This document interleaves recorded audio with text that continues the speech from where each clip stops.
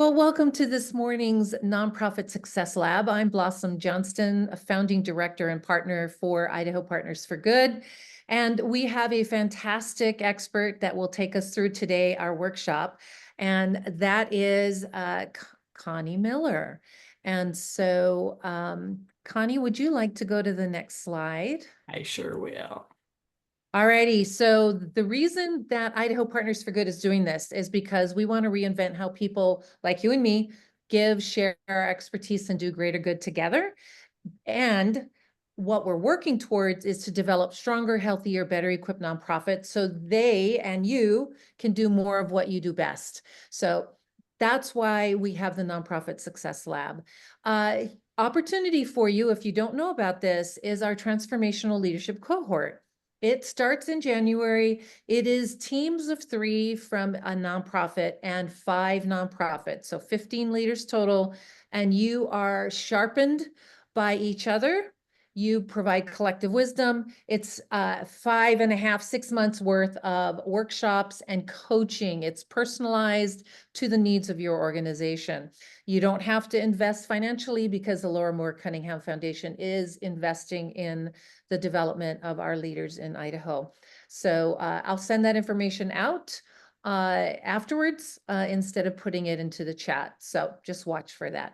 With that, I'm going to turn it over to my friend Connie Miller, who is with Credible Advantage, but she also helps with consulting with Idaho Partners for Good consulting team. She is a leader extraordinaire, and many of us have benefited from her over the years because she also walks well in wisdom and humility. She is an executive coach. She's a keynote speaker. She was the former president and CEO of Icon Credit Union. She's an author and poker player. I guess she's a really good poker player too. So, with that, she will be giving us the information, tips, resources on smart strategies for nonprofits to retain staff. Awesome. Take it Thank away, you. Connie. It's an absolute pleasure to be here and present this. I want this to be interactive, so as I go through this, I would love any additional insight or recommendations you have, and certainly questions as well. Blossom will keep an eye on the chat if there's questions, if I don't see those, but we'll definitely have some Q&A time at the end as well, because this is a topic that is important that we're all talking about as I work with many of my clients who are boards and are trying to retain staff. And the thing that we know about retention of staff in nonprofits is it has a higher turnover rate than other organizations. I think I heard yesterday that turnover of the executive directors is 3 years on average. And so if that is true, you can only imagine the challenge that our nonprofit organizations have. So it's an important topic. So what I will tell you is that a lot of what I'm going to be sharing today is it's not about pay. It's not about benefits. Those are things that we should be considering. But consistently, when I work with leaders about why they're having turnover, what employees are saying at their exit interviews, it isn't about some of those things. We really would be surprised about some of the things that is important that we take advantage of. And I did talk about some of these in my book because I kept seeing mid-level managers that weren't able to get what they wanted because they need to be trained on what they need to do that's the benefit to the organization. So I love this survey that was done. I would probably add a reason 8 to this list in today's environment, which is the work. It can actually fit in a few of these, but really this whole remote employee virtual hybrid thing, I think we are still figuring that out. And I do think some employees are moving because of that. And I also think we have some people moving around because of extenuating circumstances such as affordable housing and not finding daycare. But let's go through these for the most part. I think they can all fit in one of these categories. The very first one is it's actually in the recruitment process, which is the job or the workplace isn't as expected. So I do think we need to be brutally honest with recruits when we recruit people in about what the environment is like, what the challenges are, what you're working on. And we need to be gentle with that because we need to make sure that we're recruiting the right talent. But it is an opportunity to really grow and assist and almost be a hero in organizations that have challenges. And oftentimes when I talk to people, they'll say, no one told me we were having financial challenges, or no one told me that we had many vacancies and, everyone was trying to figure this out. So that is one reason is we get in there and then and I had this happen in my career one time with a job that I had just a couple years. And I remember on day 2, thinking, oh my gosh, this isn't what it was presented to be. So the second one is there's a mismatch between the job and the person. We actually do this to ourselves sometimes. We promote people when they're not ready to be promoted, especially in leadership positions where we entrust them to take care of other humans in that same organization. And if they don't have leadership skills in how to actually supervise people and empower people, then that happens. But also sometimes we don't test enough or ask enough questions to make sure they have the basic skills that they need to do the job. And I'll share the most basic level that I learned at the credit union was we would hire tellers, and we found that some tellers actually can't count. They can't count money back. They don't know how to make change. And so just the basic math skills, which was needed critically in that job, would cause that to be a mismatch. And I remember we started adding trays with Monopoly money in our second interviews, and we just discovered this really well. And so it's not fair to them, and it's not fair to our organizations when we have these mismatches. So taking a little more time in the interview process, if you are hiring someone that really needs to have strategic thinking skills and critical thinking skills, and they're more of a creative, sales-minded person, there is going to be a job mismatch here. And there's there's all kinds of tools out there that we can use. The third one is we don't give enough coaching and feedback. And I will say this is actually a real gap in our nonprofits with our executive directors. I just talked to another one just last week that has never had a performance review. And so I don't think we get enough coaching and feedback. And these are critical, whether it's a thank you note to the executive director, thanking them for, after a big gala and they've been spending 6 months on planning a big event, or putting in a new system, and just all the things that we're asking of our team. And feedback is one of the best gifts we can give people. And it truly, we all have blind spots. So unless we get feedback, it's really hard to grow like we need to grow. And employees are begging for it. And oftentimes we don't give performance reviews or feedback because it's awkward. We don't know how to have crucial conversations. But I will tell you, in my conversations with employees over the years, is they know when you're delivering a fluffy performance review. They know they want constructive feedback, and we don't give it. So that's one reason employees are leaving. Too few growth and advancement opportunities. This is one that is difficult. You can, and I'm going to give you some recommendations and some tips and tools on how to overcome this if you are a small organization, because many times our nonprofits are small enough that the advancement opportunities are not there. But example of things that I found in my world was every job we created these tier competencies for, and as you grew the tiers, you would be more prepared to do your boss's job, even if the position wasn't there. And it really helped the entire organization in succession planning and all kinds of things. So there's things you can do with that reason number 4. Reason number 5 is just being unrecognized and devalued. Employees need to know that they have a place, that they are valued. We actually see this sometimes when we have controlling leaders or those that want everything to be run by them, and employees feel like, gosh, I can't even make a decision without it being double checked. So, but also sometimes we just forget to recognize. And so then we think about it and we're like, okay, well, let's at least let's have a big party. Let's have pizza at lunch. And that isn't what they're looking for. Those are nice. They're looking for recognition based on their behaviors in their job, and that's important. Reason number 6 is stress. We're going to talk a little bit about stress and what we do with work-life balance, but we always have those employees that are willing to do anything and not say no. We need to proactively make sure we're not doing that to people.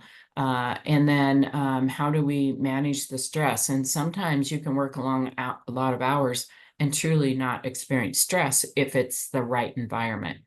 And so we just need to pay attention to that. And then loss of trust and confidence in leaders.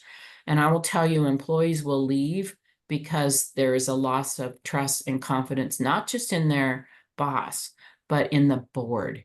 And so sometimes I see where boards actually create turnover just by how they behave in the conversations that they have with team members.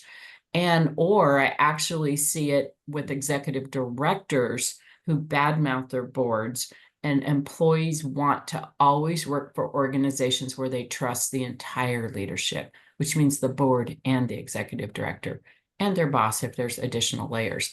So these are the top reasons. You'll notice that pay is not in there, benefits are not in there, hours a little, because that could be a mismatch of personal goals.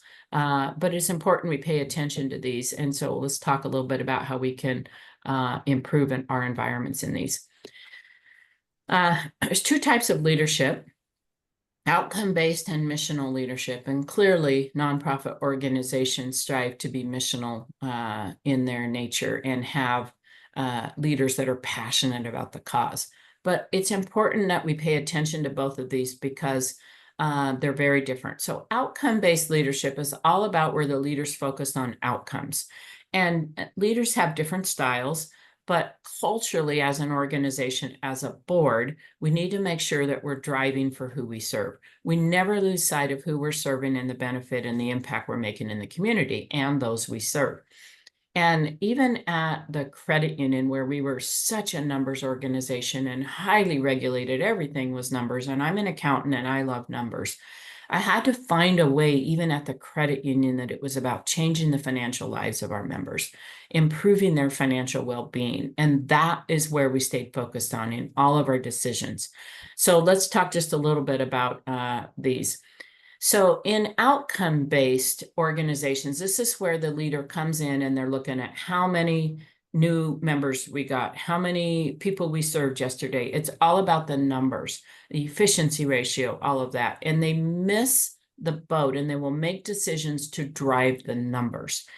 And I'm not saying that numbers aren't important, especially in nonprofits. One mistake that we make is we forget that we need profits to do our work. And so it's not that, but the decisions around what your strategies are, if you're going to go into a new territory, how many people can you serve? What is going to be your impact on the world is critically important.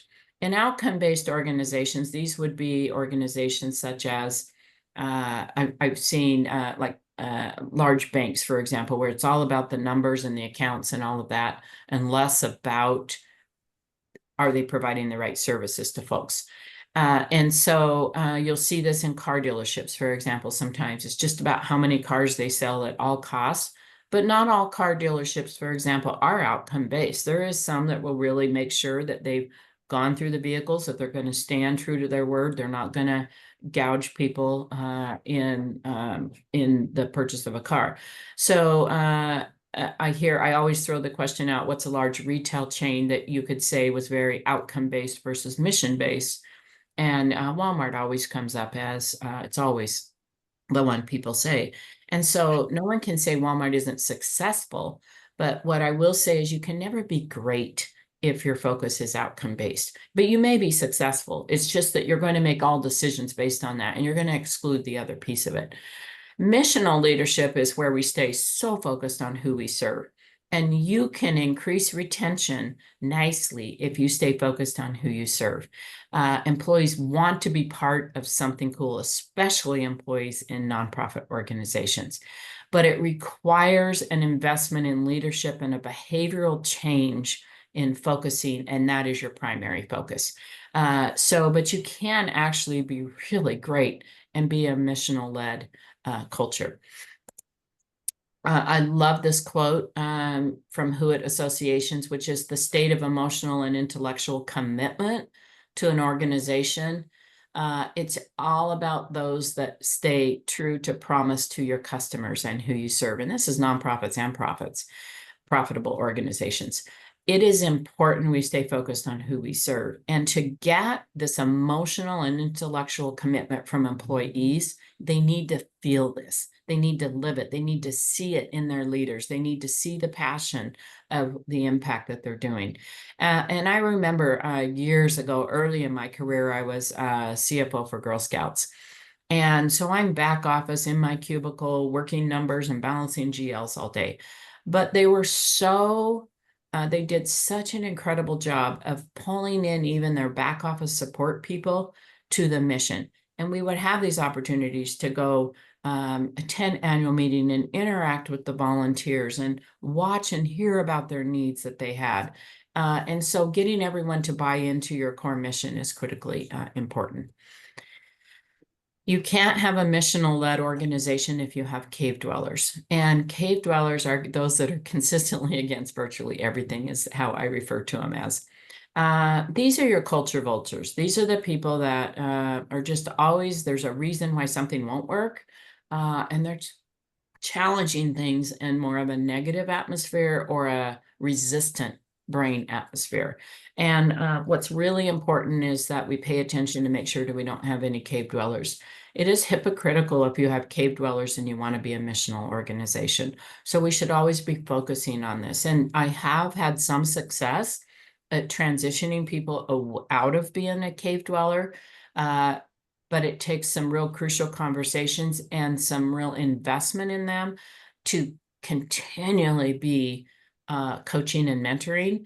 And then you have to set clear expectations that you can't be here if this is going to stay. In other words, we have to be brutally honest with people when we have cave dwellers. But some nonprofits retain cave dwellers for a couple reasons.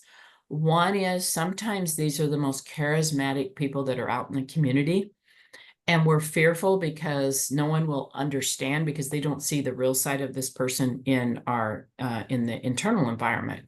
So that's one reason. Sometimes there are top, they have the ability to be a top fundraiser. Sometimes they are friends with another staff person or friends with a board member.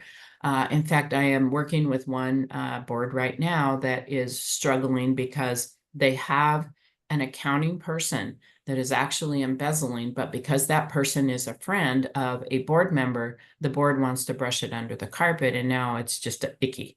And this happens when we have a conflict of interest as well. So, but it is one reason we hang on to cave dwellers. So if you have any of these people, it's really important not for you just to try to change, but assess why they do it and their impact on the team, because you can't lead with a mission-minded leadership and be tolerating some things that are happening here. So just a FYI.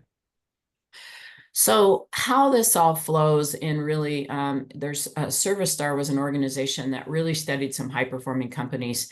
And many years ago, I had the opportunity to really participate in their study about what do they see in high-performing companies that are missionally led.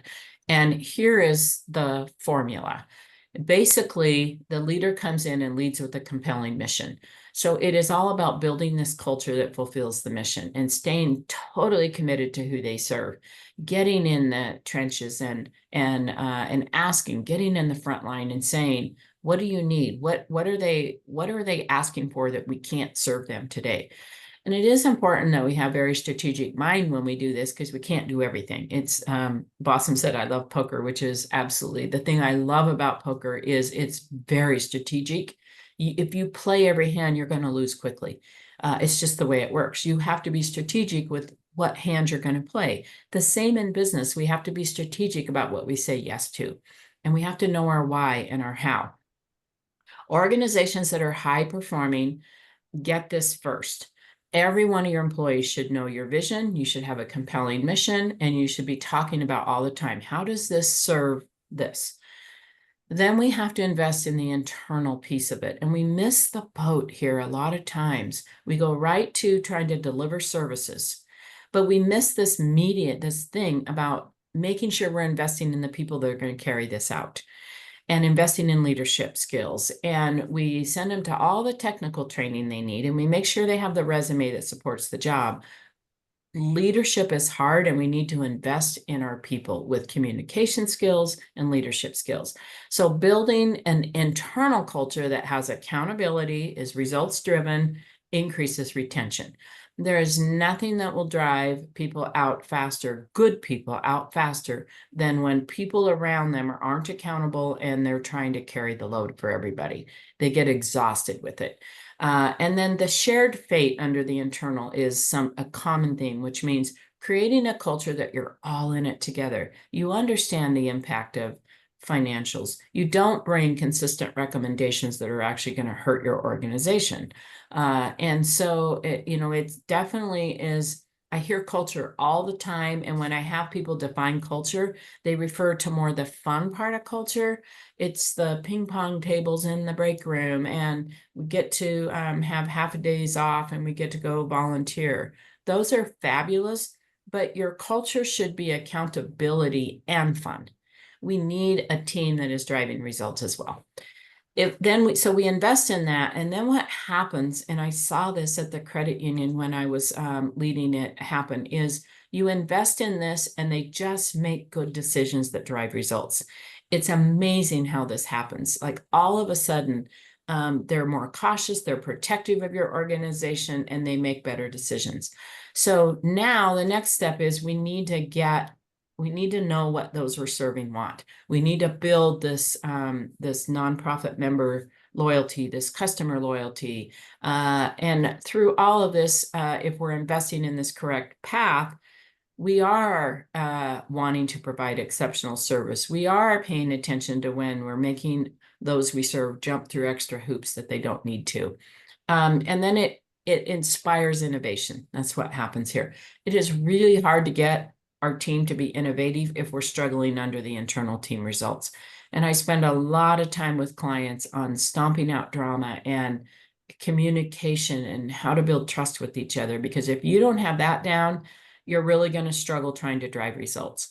And then of course, if this is all flowing and you're investing in it all, you get the KPIs, you get the results, and then you'll notice the arrow at the top.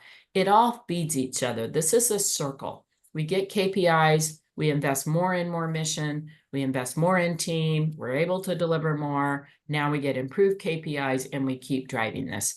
So this whole shared fate thing is critically important in fundraising in nonprofits. If we don't have all the staff really invested in this, it's very difficult to reach fundraising goals. Same with board, if we don't have all the board there. So that's the visual of how this all should flow. And what I highly recommend if you don't have this is we usually have a good mission statement or a good vision statement. Create your values of your internal culture values, and they're usually 3 to 5 words. And then create your values of, I call them perception values, which is those you serve, how they should feel when they do business with you. They're two very different buckets. And a lot of times we create one set of values and they're commingled. Like, well, is that really what we want them to feel from the outside? And it's just really more of an internal value. So it's just a recommendation I have. It was so easy to lead when I had clarity around the perception values and something would go wrong. And I would say, ooh, how is our member seeing us as being trustworthy when this happened? And so I lead with those. So I just encourage you, if you have values, if you don't create them, if you do, lead with them in everything you do. Boy, one of our values is respect in the internal world. How was this behavior respectful? And that's what I recommend there. So one of the things that's really, if you were to go back and look at that list of why employees leave, almost all of them are around a fear, and we don't understand human fears enough. And so I want to go through all human fears are in one of these 5 categories. So the first two, don't enter the workplace too much. We need to keep a safe work environment. We don't want people to get hurt, and we don't want them to die at work.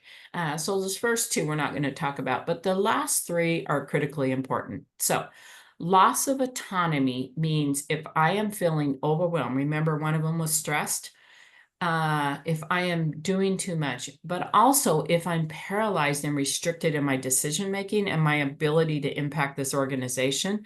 Restricted too, by the way, is if my opinions and ideas are not received. Doesn't mean you have to adopt them, but if I'm not feeling heard, that falls in the loss of autonomy. It's a one of the 5 basic human fears. The next one is ego death. So some leaders don't know how to give constructive feedback. They don't know how to deal with a situation when a problem occurs. They do it publicly. They shame people in meetings. Humiliation and shame is one of our core 5 human fears, and people will leave if they're not treated well there. And then separation is this whole fear of not being part of the team. It's this rejection of, if I say something in a meeting and it isn't odd and I'm the odd one out, am I still going to feel welcomed with the team? And this whole fear of abandonment and rejection and this loss of connectedness is a basic fear. In some of the other webinars that I have done for Idaho Partners for Good, I've gone into great depth about how we reduce this fear of separation. So feel free to tap into those, and I'm happy to share more if you reach out to me on this one.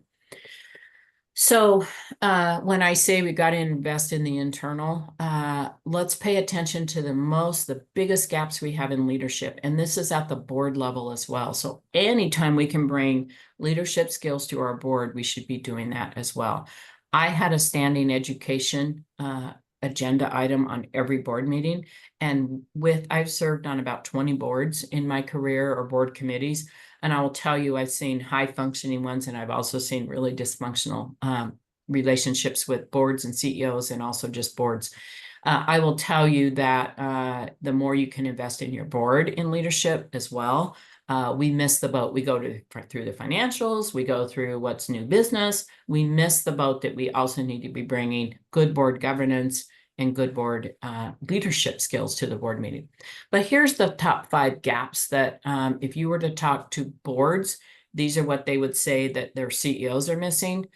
CEOs would sometimes say that they're missing these skills in senior leadership. So it's important we are investing in all of these all the time. Emotional intelligence is that ability that you just know how you're coming across. You know when you say something, was it received well? Could it have been taken wrong? Did it sound narcissistic? Did you forget a link in the communication path? And that's a common one, right? We get busy, we forget to take people along our journey with us. You have to recognize when you miss the boat. When someone says something, instead of getting defensive, you have to be able to be emotionally aware that, ooh, I need to own that piece. Or how I said that, I can see where they would take that and be offended by that. The second is courageous and crucial conversations. Again, it's one of the top reasons employees leave is they don't get the right feedback. And so you cannot grow people and give really good feedback unless you can learn how to have courageous conversations. And the third one is critical and strategic thinkers. So roughly only 12% of the population are naturally strategic. I've read a few different articles about this. So it's certainly only roughly 10 to 15% of people are naturally strategic. So we need to know that when we put people in the senior team positions and our boards that need to be strategic, we need to recognize this is something we have to train for. We don't know, we just don't have a natural ability to do that as a norm. And what I see on teams is the most strategic thinker is usually the one that frustrates people because they're asking the right questions. They're slowing people down. They're making people go back and do a little more research. And so we can't get frustrated with strategic thinkers. And then succession planning is critically important. The more we delegate and the more we train, the stronger we are with succession planning. If the average turnover of an executive director position is 3 years, we should always be having the next person ready.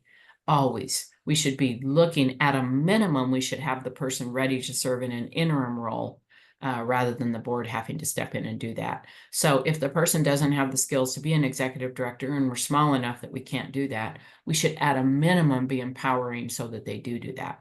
And then the last one is just leading with one voice, which is always supporting the leadership. We have CEOs that don't support their boards in their communication to staff. And we have executive directors and leaders that will blame and do all kinds of things. So we just need to make sure we're all leading with one voice. So let's talk about conversational capacity a little, because in the root of having really good, healthy conversations, we have to get better at conversational capacity. Craig Weber has written an amazing book on this if you want to study up a little bit more on this. But it really is this ability to stay in this continued constructive learning focused dialogue.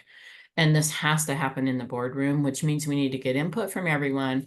And also all of these human fears show up in the boardroom, by the way. So we need to be asking input from everyone. We need a good board chair that is going around and saying, hey, give me your thoughts. What do you think? What's your perspective? And make everyone feel safe when people do that. When you have a domineering board member or a domineering executive director that tries to control the board, and I actually am working with someone right now where the executive director just thinks their board is incompetent. And so she's trying to control them. Well, it's going to be a death for her if she doesn't get a handle on this. You must work at the will of the board. If you're the executive director, you may be the smartest person in the room about what's going on in the organization. We have to get better at conversational capacity. So here's what this looks like. We have to find our way to find the sweet spot in our communication. So on the minimum side, we have the personality. These are the introverts typically. They provide the minimum insight. So in the boardroom, these are your quiet people. On our teams, these are the people that have sometimes incredible wisdom, but they are super quiet.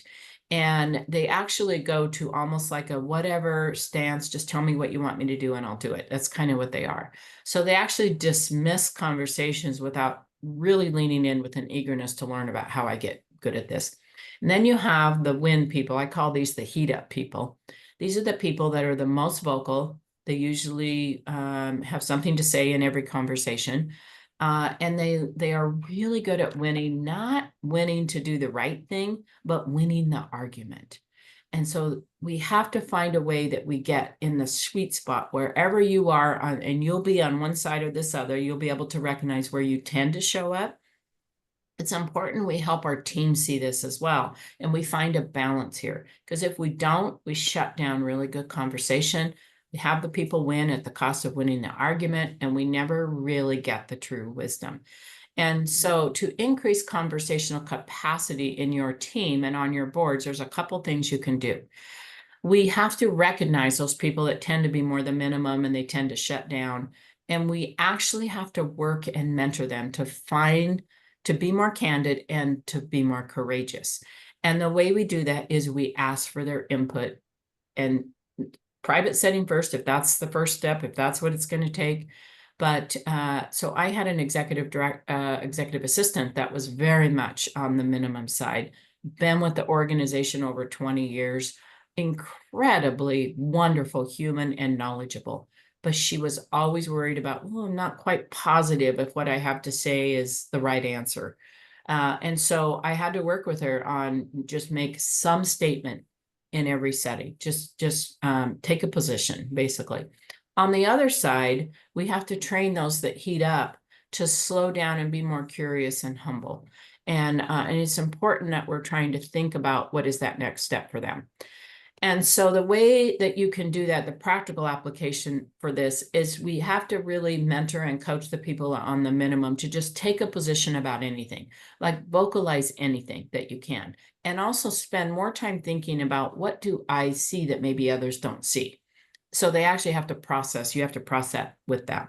And then on the other side, we have to teach them to test their theories. So slow down, go back, don't take such a strong stand each time, and go be more inquisitive. One of the best exercises you can do for people that are more in that heat up phase and the ones that are just love to build the case is the best way I can describe it, is have them get inquisitive with everyone else in the conversation. What am I, this is how I see it. What are you seeing that I am missing? Getting really good at those questions is powerful to get those people. So always be working with your entire team to get everyone into the sweet spot. It's really, really important. So let's just talk about low-hanging fruit. If you just did a few things to really kick this off, some of the low-hanging fruit is in the beginning, just really invest in how you give better feedback.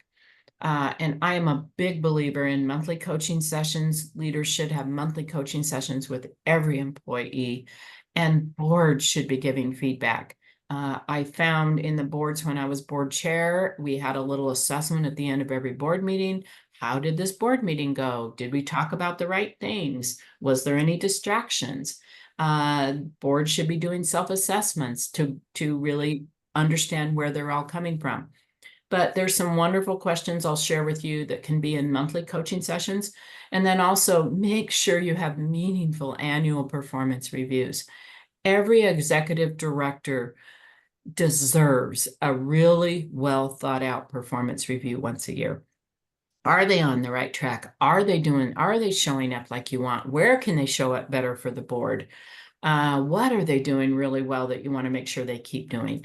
And then I love when we can connect performance reviews to some type of compensation strategy. This can look 300 different ways, but I love where those that are really showing up well and those that are investing in their own personal growth and professional development, as well as showing up and meeting all of their and doing what they're supposed to do on the job, tie their compensation to that. So often we do a blanket in nonprofits and we just give everyone a 2.5% raise.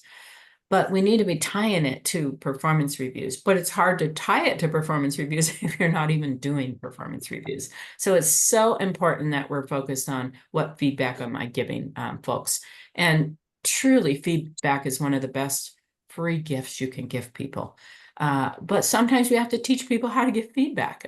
So pay attention to that as well. Here are just some questions that you can include in monthly coaching sessions.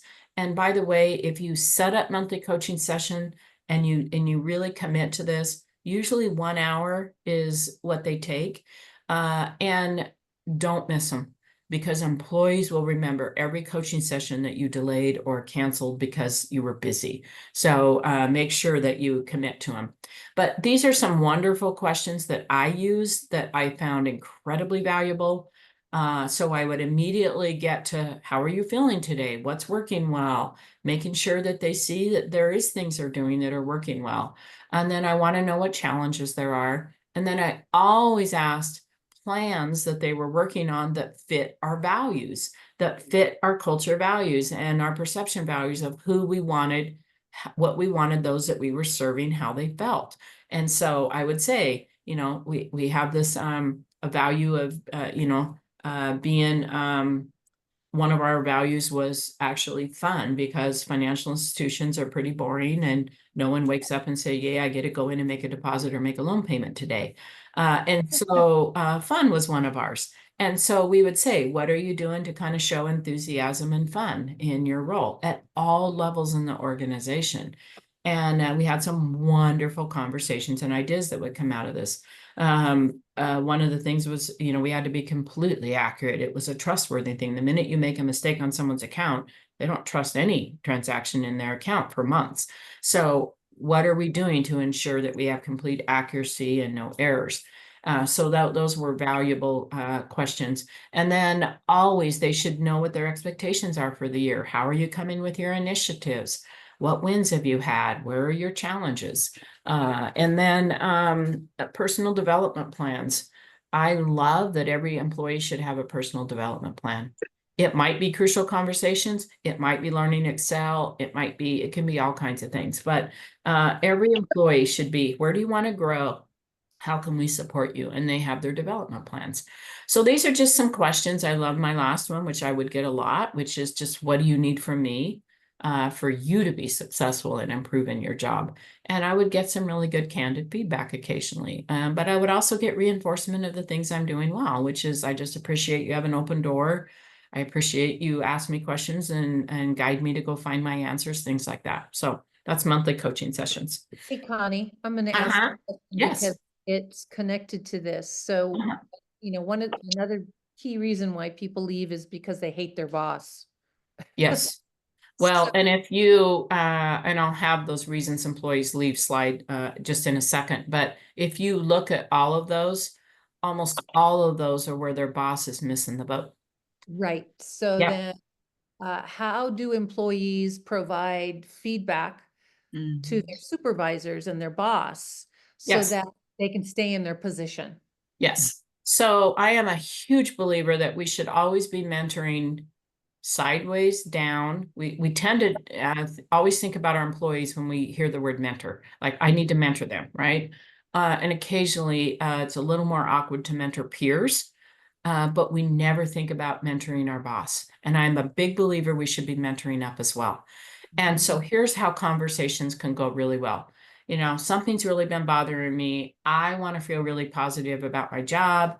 I want to feel, and I also know none of us are perfect, but when you do this, this is the impact it has on me. And I only just wanted to share it with you, whatever you decide to do with it. I don't want to, yeah, these are how these conversations go. I don't want to get in your space. I'm not really telling you what to do. I just felt like if we're going to have a trustworthy and honest relationship, I just wanted to share something that's bothering me. And can you help me through it? Can you help me with this? Now, there is some bosses, I had one of those early in my career that I don't care what I did, that person wasn't going to show up. Very narcissistic, their own agendas. There is a personality type, egos, which is hard to work through. Uh, my thing, my rule of thumb in my life has always been I will never be that employee that is going to be disgruntled every day I go to work. I either had to change my attitude or my environment. So I'm going to work on my attitude first. I'm going to mentor up. I'm going to do whatever I can. But if there is no way and this person is never going to see the light of what we're trying to shine, that's probably not the place I want to work. I mean, do I want to do that my entire life? Probably not. So, but what's worse is to leave and never have communicated it. And we have people do this all the time because they don't like the crucial conversation, unless they're doing something illegal, unethical, or immoral. Those are my three where you need to just go to the safest person you can and let them know what's going on. We have an obligation to be able to share it with our boss. Now, is it a safe place to do? Some people have retaliation. Some bosses have retaliation. If it's really that dysfunctional, do you really want to be working there anyway? Right. And so we do have an obligation though. So let me talk a little bit about this because this is really important. What if that person is the executive director? What's our obligation to the board? Right. Because sometimes we see this happen. So here's my rule of thumb: if at all possible, work with the executive director first, because the first thing your board's likely to ask is, what have they said when you talk to them? If it is not safe and you really know it's not safe, you're not just using that as an excuse to avoid a crucial conversation. You can have a conversation with a board and just let them do with it what they want. But if you go to a board, you need to be well prepared about everything you've done first. And then you need to be prepared that what are they going to do with it? You need to have this conversation, but then you also need to be willing to step aside. So here's what I see happen a lot of times. People will see dysfunction that they haven't been able to help. They will see a leader and it is really, the board needs to be aware. They will go to the board and they will share and they will go with the agenda to get the person fired. And so they'll be, here's all the things and they're horrible, and they will exaggerate the situation a little. And then they will go, and then they expect that when they walk in the office the next day, the person's going to be gone. And they never allow the board to mentor that person, which takes a lot of time. They may be put on a 6-month performance, and the board isn't going to share with them all the details of what's going to happen, but they expect them to. So when when you do have a team that needs to go to the board for some reason, any reason, you need to let the board do with it what they want. And just trust the board that because you're not going to see the immediate results. You're not going to see, and their goal is to mentor that person up and help them, because none of us are perfect. So that's just a little, I guess, a caution when you are working with your boss. But I've had incredible, if you build a culture. So here's what I would say for those of you that are executive directors that are listening to this, is you must be receptive to feedback. And depending on how you respond will determine how safe that employee feels when they walk out of the room.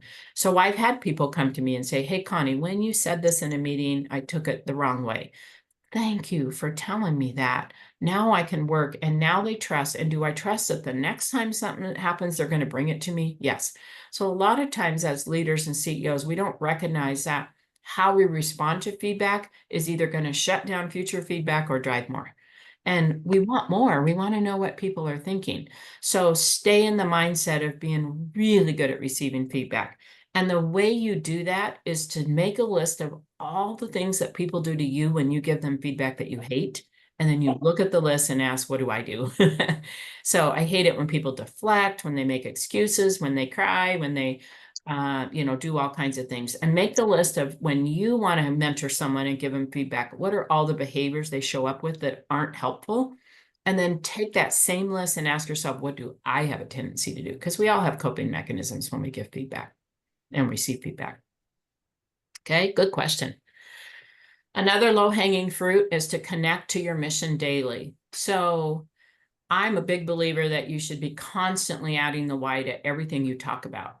The reason I'm sending this email, or thank you for doing this, that really is going to impact how our member feels about our organization. Connect to the mission and create the shared fate of everything you talk about. So every recognition that you bring, tie it back to your core values and your core mission. Every challenge that you have, tie it to that. It's so easy to lead when you're leading with the mission and the values rather than just what you want as a leader. So an example of this, let's just say that someone put in a new software and it failed, and now we have a system outage for a day. So if I just address the system outage and what happened and why didn't we think of this ahead of time, and what testing did we do to make sure this didn't happen, and what's our backup plan, and I solved the problem, I'm going to get results probably, and they're going to fix it and off they go. But you create this shared fate when you tie that to the experience with who you serve. Like, how do you feel the person is going to feel about their mortgage application because the system was down and they couldn't access documents for a day? How do you think that made them feel? Are they going to recommend our organization to their friend for mortgages because of how that felt to them? So when you tie it to the experience of the end user and your mission, you will create a shared fate. And it's wonderful if you can accomplish this. So this is low-hanging fruit. Think about every email you send. Are you reinforcing what you're about? Are you grabbing a value and reinforcing it? Are you grabbing your mission? Are you talking about the experience to the end user? It's critically important. And earlier on those slides where I showed you the internal and then the external, if you create your two separate values, the internal and the external, tie internal behaviors to those. And then always find a way to tie them to the end result. It's critically important. So that's low-hanging fruit. Another low-hanging fruit is for you to really invest in understanding these three human fears.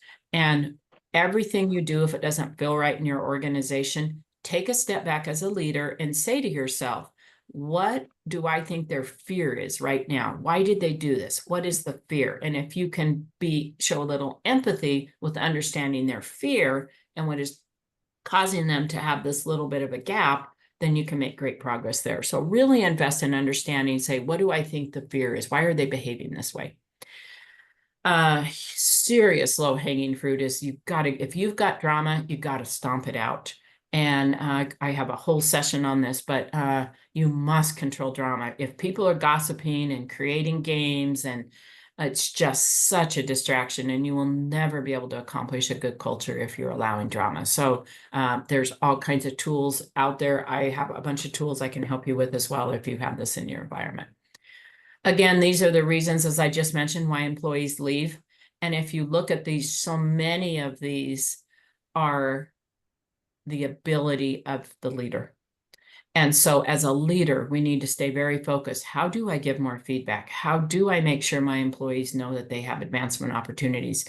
And in our nonprofits, these leaders are so busy, but to find the time to do these things, you will have less turnover, less training time, more effectiveness, all of these things that happen as well. Because typically employees enter the nonprofit world making less than they can make in other sectors. So it's even more important for us to stay focused on this. And I just love this slide because, where do we want to show up every day, right? Do we want that drama and stress and all of that? Or that on the right, that was my team. We just threw out total volunteer. Hey, if anyone wants to go camping, we're going to have this weekend. It's total volunteer. Show up if you'd like. And you can have a lot of fun together. And so we did that. And we did that many years together. Once we did it, it was no going back. And we had a lot of fun, and it wasn't that expensive to pull that off. So I think just constantly be asking yourself, how am I feeling today? And what type of environment am I living in? That is my contact information. That's my personal cell. That's my email. Keep it handy. If you have a situation, usually these are 5 or 10-minute conversations. What would you recommend I do in this situation? I'm here to help you. Whatever I can do to help you. Usually it's just, seeing things a little bit differently or processing. I've had a lot of experience with boards and CEO relationships and also just building teams. So definitely use me as a resource. Uh, and I would love to open it up for some questions. We have just a few minutes, but any questions or comments? No. Kimbra, did you have something? And while people are unmuting, please take the poll on today's workshop. Kimbra, did you have a question or comment? Yeah, I just wanted to say thank you, Connie. This is such good messaging. And, I just want to reiterate, your people are so much a part of your mission and values, and being ready to support them and give them the attention and the love that they need through things as simple and boring as an annual review are so key to keeping valued and talented staff.